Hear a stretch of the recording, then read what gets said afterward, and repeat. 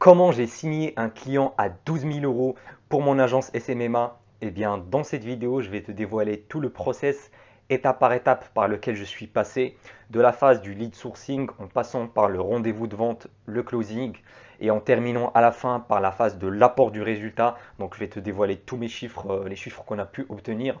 Donc, reste attentif jusqu'à la fin de cette masterclass parce que mon but, c'est de t'inspirer toi aussi pour obtenir des résultats pareils avec cette étude de cas concrète. C'est parti. Hello mon ami, c'est Elias et je suis content de te voir aujourd'hui. Alors si tu es nouveau, moi j'ai une agence SMMA et mon but à travers cette chaîne c'est de partager mon expérience et de t'inspirer toi aussi à créer et développer ton agence marketing pour devenir libre financièrement. Alors déjà, je remercie tous les abonnés qui me laissent des commentaires. Franchement, ça me motive de ouf. Merci du fond du cœur. Et d'ailleurs, j'ai remarqué que vous aimez ce type de vidéo avec des études de cas concrètes. Donc j'ai décidé d'en faire un petit peu plus souvent. Limite, je vais dévoiler tout mon portefeuille client sur cette chaîne YouTube. Mais bref, le but c'est de partager un maximum de valeur avec toi. Donc si ce n'est pas encore fait, n'oublie pas de t'abonner et à me laisser un petit like. Et maintenant, rentrons dans le vif du sujet. Alors, c'est un client dans la niche de l'habitat. C'est une entreprise de rénovation de toiture pour les maisons. Donc, tout ce qui est toiture, charpente, zinguerie, etc. C'est ce qu'on appelle également un couvreur. Et il a besoin de gagner plus de clients pour augmenter son chiffre d'affaires. Voilà, principalement en faisant rentrer des devis, voilà, des devis signés pour la rénovation des toitures. Donc, il cible principalement le marché des particuliers. Donc, c'est du B2C.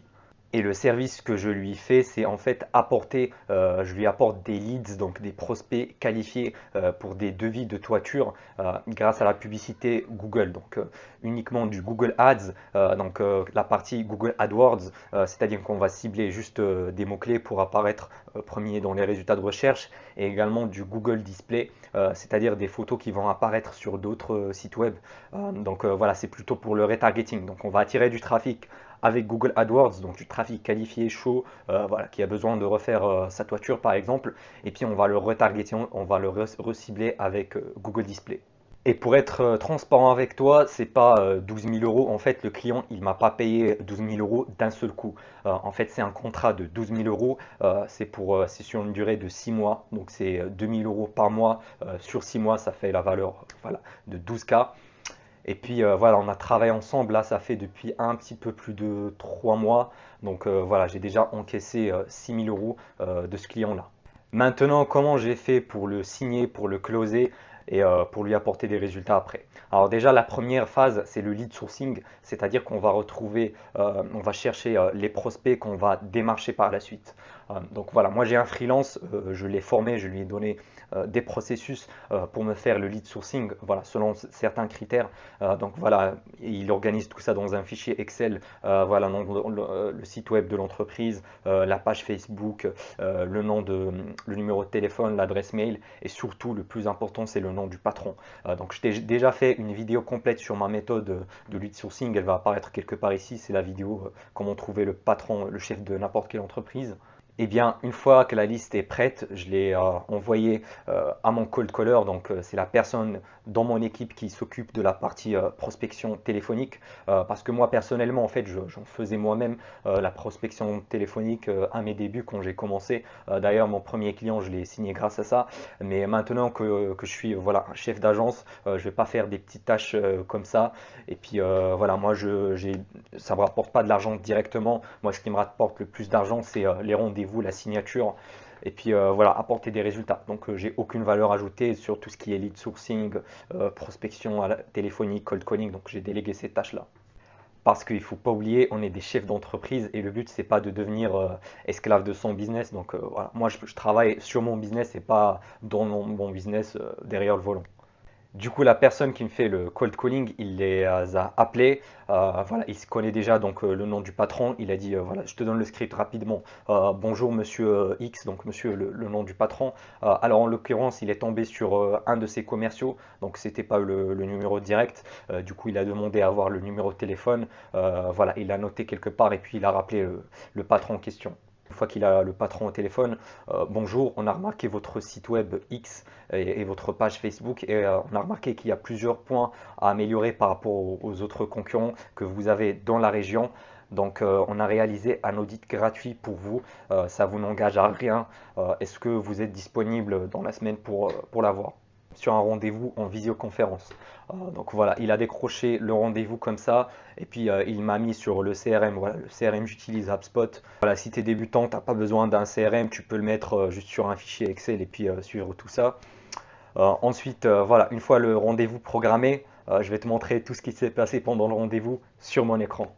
Alors, juste avant de passer au R1 et R2, rapidement pour te montrer c'est quoi le service que je lui ai vendu, bien, c'est Google AdWords. Donc, si je tape par exemple toiture Alsace, donc là, je vais tomber sur des sites voilà, de concurrents à mon client. Donc là, tu vas voir, c'est des annonces texte qui vont diriger vers le site. Donc, normalement, ça doit diriger vers le devis. On va voir un petit peu qu'est-ce que ça donne.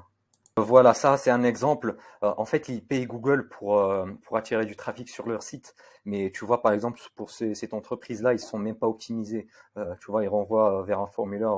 Enfin, c'est tout simple. Il y a rien de spécial. En plus, regarde là, ils ont mis les numéros de téléphone, ce qui est bien. Par contre, c'est pas cliquable. Normalement, pour être optimisé, il faut mettre un bouton cliquable comme ça, la personne elle appelle directement parce que tu as deux types de prospects. Tu en as ceux qui veulent appeler directement et tu en as ceux qui vont juste vouloir demander un devis et être rappelés. Donc voilà, tu vois, il y a certains points d'amélioration justement pour celui-là. Peut-être je vais le démarcher après. Enfin bref. Alors voilà un autre exemple, il dirige vers ce site-là. Regarde, il n'y a même pas de formulaire de contact, il n'y a qu'une présentation et tout. Ah ouais, c'est pas optimisé du tout. Donc voilà, il y a beaucoup de points à améliorer. Leur numéro, voilà, là au moins c'est cliquable. On va voir un autre. Là, tu en as un autre qui paye Google et il le renvoie à cette page-là. Bon, comme tu vois, il y a plein de, il y a plein de points d'amélioration. Là, je te donne quelques tips. Ouais, il y a un formulaire de contact, mais en fait, il faut cliquer 2 fois pour l'avoir. C'est pas du tout optimisé. Enfin bref, je pense que je t'ai donné une idée là sur ce qu'on fait. Donc maintenant, lors du R1, comment ça s'est passé? Je vais tout te raconter. Alors déjà, le R1, le rendez-vous découverte, c'est ce qu'on appelle, voilà, je le fais toujours en visio, donc sur Zoom. Il y a des fois où je fais le R2 en physique, mais juste si l'entreprise elle est sur Nice, sur les alentours de Nice. Sinon, si c'est dans un autre, bah, je me déplace plus. Non, je le fais directement sur Zoom également. Le rendez-vous, le R1, ça a commencé voilà avec une petite discussion pour savoir voilà comment ça se passe, est-ce que ils vont bien, etc. Donc une petite discussion entre deux personnes pour se faire connaissance. Après, pour l'audit, donc quels sont les points que je lui ai expliqués. Déjà, il avait un site web, il avait un très bon site web, il était assez optimisé, donc avec un bon formulaire de contact, il avait un numéro de téléphone cliquable. Alors ça, c'est très important parce que quand on va attirer du trafic qui va directement atterrir sur la page pardon, du site, et puis il va cliquer sur le numéro. Donc ça, c'était le point positif. Il m'a dit que en fait, il avait déjà travaillé avec une bonne agence qui fait de très bons sites web optimisés. Donc ça, c'était le point positif. Le point négatif, en fait, il avait une page Facebook. Voilà, il avait une page Facebook. Il avait également un compte Instagram. Il l'a créé très récemment. Attends, compte Insta. Donc il a créé très récemment. Alors j'ai remarqué sa page Facebook, elle est morte. Enfin, il n'a pas posté depuis longtemps, je crois, depuis juin 2021, je crois. Donc voilà, il s'en occupe plus. Son compte Instagram, il poste voilà une photo toutes les 2 semaines ou 3 semaines. Donc je lui dis quelle est ta stratégie, etc. Il m'a dit voilà les réseaux sociaux c'est pas mon truc, j'ai pas trop le temps de gérer ça. Voilà, je poste juste de temps en temps quelques réalisations, voilà en espérant que ça tente des fois. Bon, je lui ai expliqué que les réseaux sociaux en organique comme ça, bah t'auras pas de clients qui vont venir en tout cas avec les algorithmes actuels parce que la portée organique de Facebook et de Instagram elle est très faible donc il y aura pas de clients malheureusement avec ça. Le seul moyen c'était le trafic payant. Ensuite, je lui ai posé quelques questions sur son entreprise, voilà, pour connaître leur situation actuelle. Parce que si tu connais dans la vente, c'est juste connaître la situation actuelle A de ton client et connaître la situation B. Et en fait, toi, tu dois être le pont qui va relier les deux. Donc, tu dois être le véhicule qui va transformer ton client de la situation A à la situation B qui est la situation désirée. Donc, lui, il est actuellement, si je dis par exemple, il est à 10 cas par mois. et que son objectif c'est 20K, eh bien moi je vais le permettre d'atteindre les 20K, donc gagner plus de 10K grâce à la publicité sur Google, sur Facebook, etc. Je pense que tu as compris. Donc voilà, quelle est sa situation actuelle? Je lui ai posé la question sur quelles sont ses sources de trafic ou de clients. Donc d'où viennent ses clients actuels avec qui il travaille. On commence par le SEO. Donc le SEO, c'est-à-dire le Search Engine Optimization, c'est-à-dire en fait le fait de référencer ces sites en organique sur les sites web. Du coup, lui, il m'a dit que voilà, il paye déjà une agence, donc il bosse avec une agence spécialisée dans le SEO. Il les paye voilà un tarif de 900 € par mois pour ranker son site sur des mots-clés. Donc voilà, ça c'est une source de trafic qui vont atterrir directement sur son site web. Ensuite, sa deuxième source, ça va être ouais, voilà, pour les clients, c'est du bouche à oreille. Ça va être normal, voilà. Donc la plupart des clients dans la niche de l'habitat, ils ont beaucoup de clients qui viennent du bouche à oreille. Un client, voilà, il est satisfait, il a bien fait la pose de la toiture, etc. Il va le recommander à son ami, à son frère, peu importe. Ensuite, la troisième source de clients, il m'avait dit, c'était, attends, des partenariats. Voilà, partenariats, des collaborations. C'est-à-dire, en fait, ce qu'il fait, c'est que, en gros, il contacte des professionnels, donc tout ce qui est, enfin, construction de bâtiments, etc. Et grâce à eux, il a certains contacts qui leur permettent d'avoir quelques clients par-ci, par-là pour des projets. Donc là, c'est plutôt du B2B. Et puis également, l'agence qui lui fait le SEO, ils ont fait un bon truc, c'est qu'ils ont déjà installé Google Analytics. Donc voilà, on a déjà tout le tracking des visiteurs du site et ça m'a permis de faire du retargeting sur display sur une base de données qui est déjà existante. Donc ça, c'est le point positif. C'est juste qu'ils n'ont pas installé le pixel Facebook. Ça, je l'ai installé par la suite. Ensuite, sa source de clients, de trafic. Alors là, ça va être intéressant. En fait, c'était l'achat de leads. Donc, qu'est-ce qu'il fait? Comme la plupart des entreprises dans l'habitat, en fait, ils vont contacter, ils vont acheter des prospects chez des sites web qui sont spécialisés dans ça. Je t'explique le business model rapidement. En fait, c'est des sites web qui sont référencés pour des mots-clés comme rénovation, refaire toiture, refaire sa cuisine, refaire machin. Donc, c'est des sites qui sont spécialisés dans ça. Une fois que la personne tombe sur le site et clique dessus, et on va voir plusieurs propositions de ces entreprises-là. Et puis, une fois qu'il clique dessus, il fasse son devis, eh bien, le lead il va être renvoyé vers le client. Donc, il leur facture au lead. Il m'a dit, il dépense sur ça environ 2000 €. Donc, 2000 € par mois juste pour avoir des leads. Donc il m'a dit c'était sa principale ressource de trafic, fin de clients pour des particuliers, pour du B2C.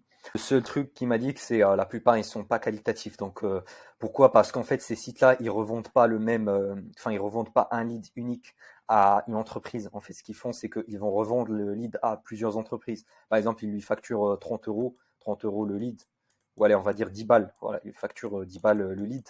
Et ce lead-là, une fois qu'ils l'ont obtenu, ils vont le revendre à peut-être 20, 30 entreprises, donc ça leur rapporte 300 €. Donc tu vois, c'est ça leur modèle. Moi, une fois que j'ai vu ça, je me suis dit, voilà, ça va être simple de closer ce client. Pourquoi? Parce qu'il dépense déjà avec une agence marketing, donc il dépense déjà 900 € plus les 2000 € dans l'achat de leads. Là, en fait, il achète plus de leads, hein. C'est juste avec le système que je lui ai mis en place, il fait plus de rachat de leads et tout, donc c'est plus rentable pour lui. Et voilà, c'est pour ça, c'est gagnant-gagnant pour moi et pour le client. Donc quand je l'ai rencontré, enfin quand je l'ai vu, il dépensait déjà 2 plus 1, donc c'était 3K par mois. Donc il dépense déjà 3K par mois rien que dans des actions marketing. Et ça, c'est du pain béni. Pourquoi? Parce qu'en fait, c'est beaucoup plus facile de déplacer ce budget publicitaire, donc de lui dire, écoute, là tu perds de l'argent, investis plutôt dans mon service avec moi sur Google Ads. C'est plus facile de déplacer ce budget-là des achats de leads vers mon agence plutôt que de le convaincre de payer de sa poche un nouveau budget. Ensuite, lors de mon audit, donc lors du diagnostic de sa situation actuelle, en fait, je l'ai comparé à ses concurrents. C'est ce qu'on appelle le benchmarking. Donc, j'ai vu ce que font ses concurrents. Et puis, voilà, pendant le rendez-vous, je lui ai présenté, voilà, lui, il connaît déjà très bien les concurrents de sa ville. Donc, voilà, c'était pas un secret pour lui. Et ce qu'on a remarqué, ce qui revient souvent, c'est qu'ils ont quasiment tous mis en place des campagnes Google AdWords. Donc voilà, ça c'était le point sur lequel je me suis appuyé très fortement parce qu'on a fait des estimations de trafic, etc. Et en fait, il m'avait dit que il était déjà en fait en train de réfléchir s'il devait rechercher une autre agence pour lui, voilà, une autre agence, c'est là qui fait que du SEO pour lui faire du Google Ads. Il m'a dit voilà, que t'es tombé au bon moment, donc je dis voilà, c'est du pain béni quoi. Après tout ça, je lui ai dit, voilà, là j'ai tous les éléments essentiels. Je vais faire une autre analyse, je vais faire une proposition commerciale pendant un deuxième rendez-vous. Du coup, on a reprogrammé ce rendez-vous-là, je crois, si je me rappelle bien, genre 4 jours après. 4 jours après, c'était pendant la même semaine. Ah oui, j'ai oublié de te dire, pendant le R1, en fait, je me suis présenté également, j'ai présenté mon agence, qu'est-ce qu'on fait, quelques résultats avec d'autres clients avant. Donc, j'ai partagé en fait mon écran avec un PowerPoint. Donc, enfin, c'est plutôt des Google Slides sur mon agence, voilà, pour avoir un support visuel. Ensuite, pour le R2, j'avais également un support visuel, voilà, une sorte de PowerPoint. On appelle ça un plan commercial, voilà, pour montrer tout le système, voilà, de A à Z. Je lui ai expliqué comment ça marche Google AdWords, comment avoir le trafic, comment on va pouvoir traquer, faire le tracking, etc. Et puis j'ai surtout fait des estimations sur combien je peux lui apporter. Voilà, c'était largement rentable pour lui. Et puis voilà, sur la proposition commerciale, j'ai fait un recap de tous les éléments que j'ai eu avant. Et puis voilà, parce que je connais son objectif, je connais combien il veut gagner encore plus d'argent. Donc j'ai fait on va dire un petit calcul pour trouver le nombre de prospects qu'il lui faut selon ses taux de conversion, donc entre le devis et le client. Donc j'espère que tu comprends jusqu'ici. À la fin de la proposition commerciale, voilà, sur le PowerPoint, je lui ai proposé voilà le contrat, un contrat sur 6 mois. Alors là, j'ai eu quelques objections. Donc, c'est normal, c'est tout à fait normal d'avoir des objections. Dans tous les rendez-vous de vente, quasiment, il y a toujours des objections pardon, qui reviennent. Donc, déjà, la plus grosse qu'il y avait, c'était les doutes. Il m'a dit, est-ce que ça va marcher pour moi? Donc voilà, moi je lui dis, voilà, je connais ton marché, j'ai déjà travaillé avec des entreprises comme toi, c'est pas le premier compte Google AdWords que je vais gérer, etc.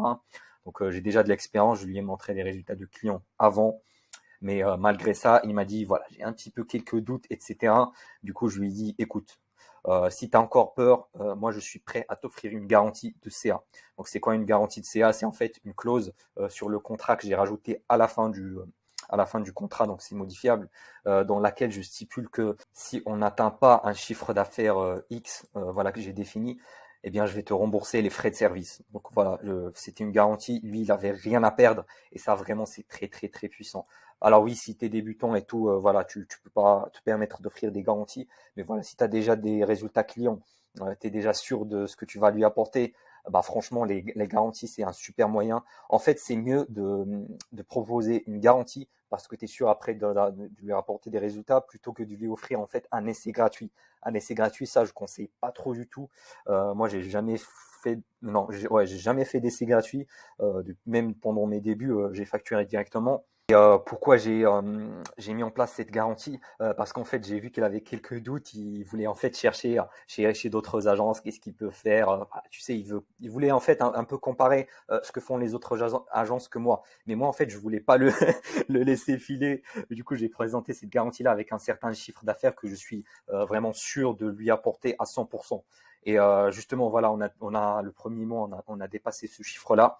Donc voilà, il était hyper satisfait. Du coup, à la fin du R2, quand je lui ai dit pendant le closing, voilà, que je vais te rajouter la clause de garantie, eh bien, j'ai obtenu le oui. Donc, il était tout à fait d'accord grâce à la garantie. Donc, en fait, j'ai modifié ça et puis je lui ai renvoyé le contrat juste après. Donc, je crois pendant 2-3 heures juste après, eh ben, il a signé le contrat et je lui ai envoyé également la facture. Donc, ça, c'est très, très important de le savoir. Il faut pas se précipiter. Enfin, tant que t'as pas l'argent qui est encaissé, c'est pas encore ton client. Donc, ne te fais pas beaucoup de films dans ta tête. Donc, moi, c'est pas mon client tant qu'il n'a pas payé la facture. Donc, il a payé la facture. Enfin, j'ai renvoyé un email avec le contrat. Voilà, contrat plus la facture. Donc, plus facture. Il a payé la facture par carte bleue, voilà, directement.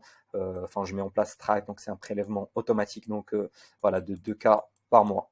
Voilà, une fois qu'on a commencé la collaboration, bah, il y a l'onboarding process. Voilà, ça va être un peu long à expliquer. Peut-être je vais te faire une vidéo à part sur ça. Mais donc voilà, c'est l'étude de cas concrète, là. Les chiffres qu'on a pu obtenir sur le mois de juin, donc ça va être le bilan du mois de juin. Donc voilà, pour t'expliquer tout le système, voilà, c'est un contrat fixe, voilà ça, je l'ai déjà dit. Et puis voilà, le système en fait, ça commence avec Google AdWords. Donc on va cibler des mots-clés sur Google. Alors déjà, je lui ai créé un compte Google AdWords en son nom, avec le nom de son entreprise, etc. Donc avec tout ce qui est, il a rempli toutes ces informations, il a rajouté sa carte bleue pour être débité directement par Google parce qu'en fait, le budget publicitaire, c'est lui qui le paye directement. Alors, le budget publicitaire qu'on a dépensé sur ce mois-là, c'était 3200 euros. Mais à savoir, en fait, on n'a pas commencé directement avec 3200, on a commencé avec 1500. Donc, on avait commencé avec 1500 euros. Et puis, quand on a vu les résultats qui sont très bons derrière, on a commencé à augmenter le budget petit à petit à ce qu'il est jusqu'à atteindre les 3200. Donc ici sur Google, on a misé sur voilà, des mots-clés qui sont liés à tout ce qui est zinguerie, couvreur, toiture, etc. Donc là, on était sur, enfin, j'ai testé plusieurs annonces, mais en fait, c'est juste des annonces textuelles. J'en ai testé trois, puis j'ai rajouté deux, mais en gros, j'ai testé, je crois, quatre ou cinq. Ouais, c'était cinq annonces texte Google. Et ensuite, voilà, le but, c'est d'attirer du trafic sur le site avec le formulaire devis. Et puis après, en fait, il y a une partie qui va pas passer à l'action, soit il va pas appeler, soit il va pas faire le truc. Eh bien, grâce à l'outil Google Analytics qui est installé, donc c'est un petit peu l'équivalent du pixel Facebook pour Google, eh bien, on va le retargeter avec display. Donc, c'est des petites annonces photos qui vont apparaître sur d'autres sites web.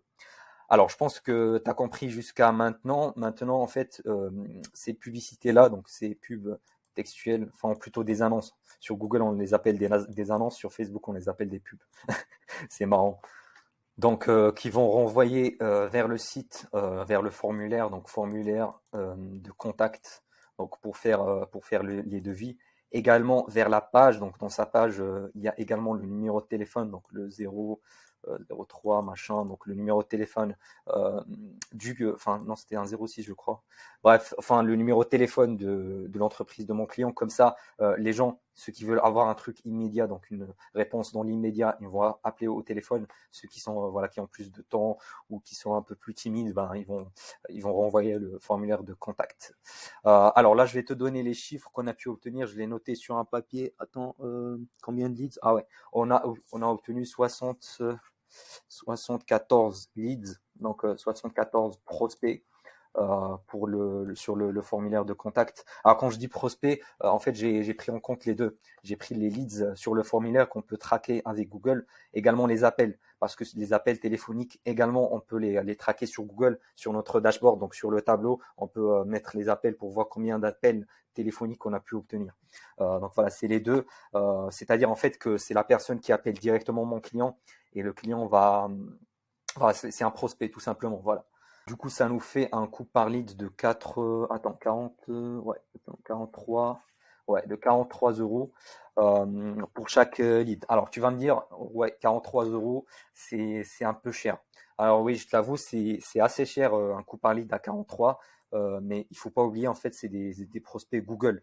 Et en général, le coût par lead sur Google, il est plus cher parce qu'il y a plus de concurrence, il y a plus d'annonceurs qui vont aller sur Google. En plus, c'est des prospects qui sont qualifiés.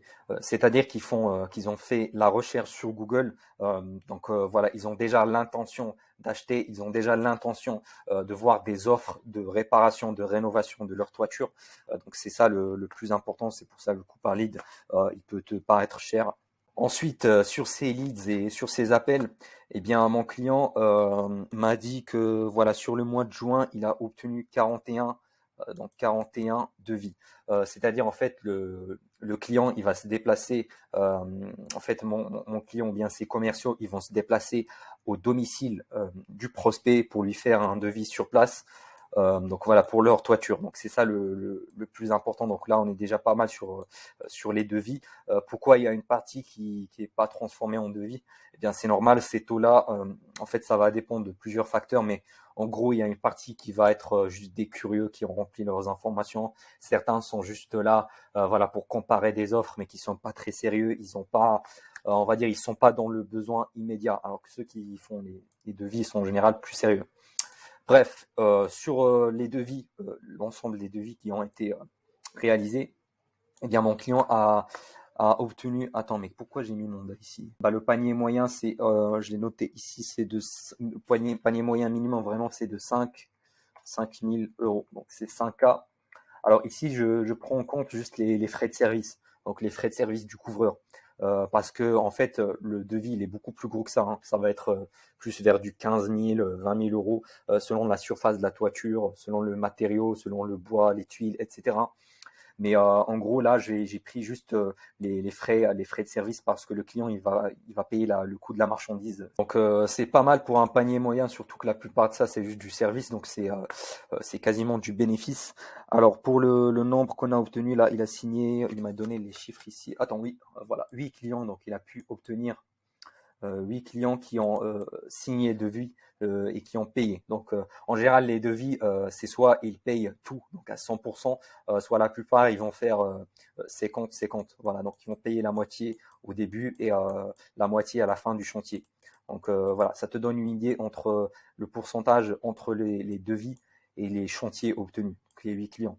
Et du coup, ça nous fait un chiffre d'affaires généré de 40 000 euros. Donc de 40 K, parce que j'ai fait les 5 x 8. Donc, pour récapituler, en fait, on dépense 3 200 euros sur la publicité Google et derrière, on va récupérer 40 000. Alors déjà, il ne faut pas oublier par contre de facturer les services, voilà, les frais de service 2 000. Donc, ça fait 5 200. Donc, en gros, le client, il investit 5 200 euros dans mon agence et dans la publicité Google. Il va récupérer 40 derrière. Ça fait un multiplicateur fois 4, fois presque 8, hein, on va dire plus, on va dire 7. Donc il est hyper rentable. Donc il est hyper satisfait. Je suis sûr, là, après les 6 mois, on va refaire un contrat de 12 mois ou même plus. On verra par la suite. J'espère que cette étude de cas qui est concrète, qu'elle t'a plu, et j'espère qu'elle va t'inspirer donc pour tes futurs rendez-vous, voilà, pour te donner une idée des résultats qu'on peut obtenir. Alors par contre, petit disclaimer, je te dis pas que tu vas avoir les mêmes résultats que moi, parce que voilà, ça va dépendre de ta stratégie. Est-ce que c'est du Google ou Facebook Ads? Ça va dépendre de ton expérience. Moi, voilà, j'ai pas mal d'expérience là. Je suis plus de 2 ans et demi dans le SMMA, donc j'ai déjà signé plein de clients, donc je connais un petit peu les prévisions. Je peux entre guillemets prédire faire des estimations sur les résultats que je peux obtenir. Mais voilà, ça va te donner des idées. Voilà, tu peux calculer le taux de closing entre les leads, entre les devis, etc. Tu peux faire un petit calcul des taux. Moi, j'ai pas le temps de le faire. Donc, si tu as aimé la présentation que je te fais aujourd'hui, eh ben, n'oublie pas de me laisser un like. Vraiment, ça m'encourage, ça m'aide beaucoup. Plus, tout ça, tu vas le trouver nulle part ailleurs, même pas dans des formations payantes. Et voilà, le plus important, en fait, c'est que tu comprennes tout le système. Et puis, il faut également faire comprendre ça à ton client.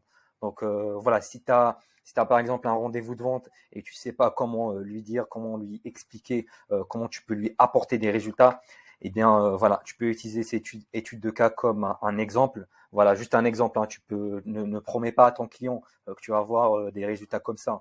Ça sera débile, mais je pense maintenant que tu as une idée générale. Donc voilà, moi sur mes vidéos, j'essaie de t'apporter vraiment de t'aider avec des choses vraiment concrètes.